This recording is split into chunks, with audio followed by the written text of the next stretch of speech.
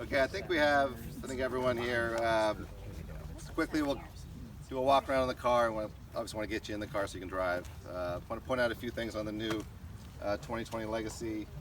So Peter talked about kind of the bold and movement design language. So it kind of starts up front, so where we kind of squared off the nose a bit, raise the hood line a little. We have a frameless hexagonal grille, new for 20.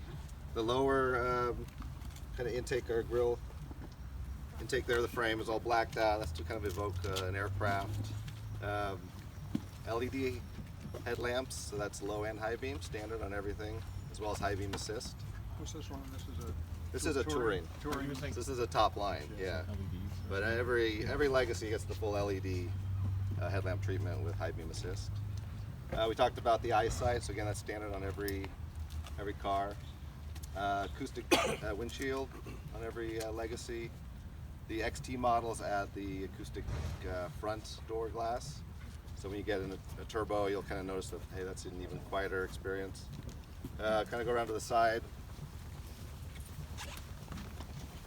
Again, the bold movement, kind of Peter mentioned that.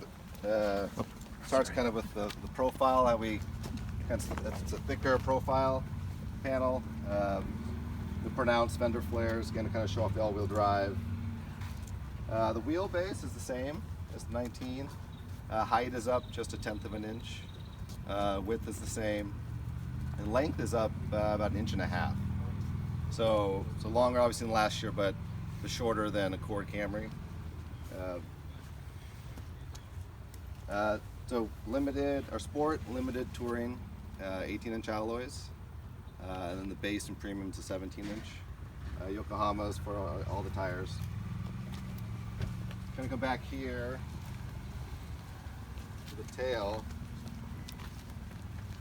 So again, kind of squared off, a little more pronounced dynamic. The trunk raised a bit, but what's kind of cool is higher trunk lid, but it's a shorter deck lid too. Yeah, it's like, but when the liftover height's actually down about 1/2 inch, so it's much easier to load your stuff. And then Peter mentioned in the presentation, we've got a wider, easier opening. The floor is longer, so now we can fit 4 full-size rollers. Before it was 3 and maybe some soft bags. Now it's up to 4. so you can now marry a Kardashian and get a Then we'll kind of look inside real quick too.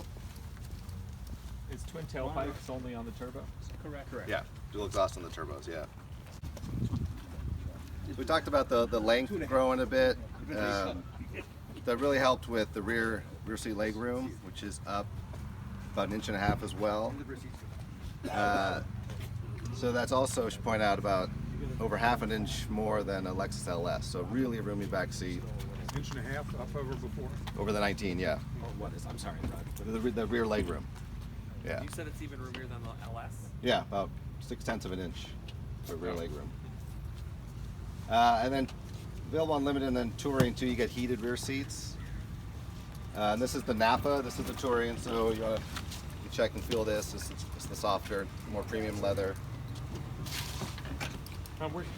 So rear legroom, where does that put you with like a Accord's pretty much best in Accord class? I think is a little better. I think they're like 40 or so, but we're right. I think better than Camry and most others. Yeah. There's really no standard for measuring that, though, is there? I mean, every automaker's a little different how they measure legroom. There's Bill here. Bill, yeah, I don't know. It is a tough one to, yeah. The consistencies are tough to nail down, yeah. But we're better. Class leading everything. Class leading marbles. But if you get talked into that impromptu trip to IKEA, Yeah.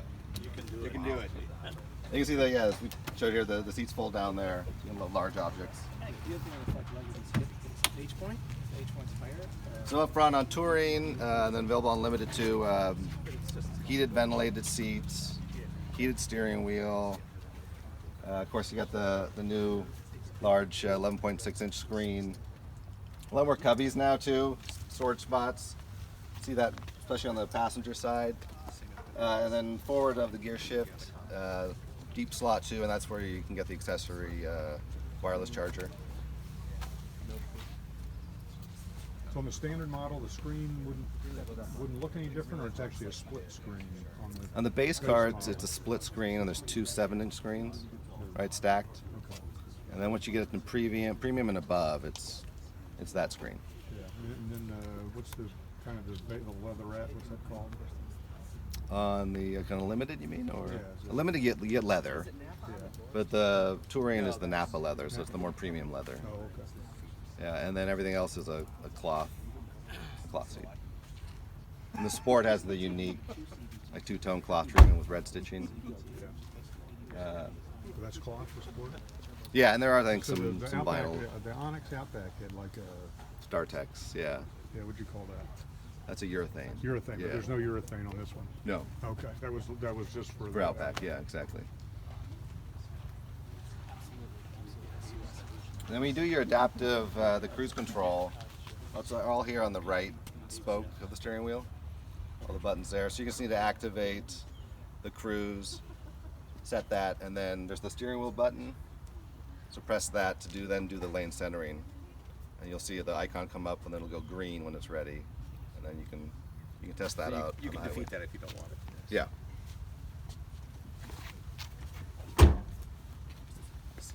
Anything else I'm missing, guys? Or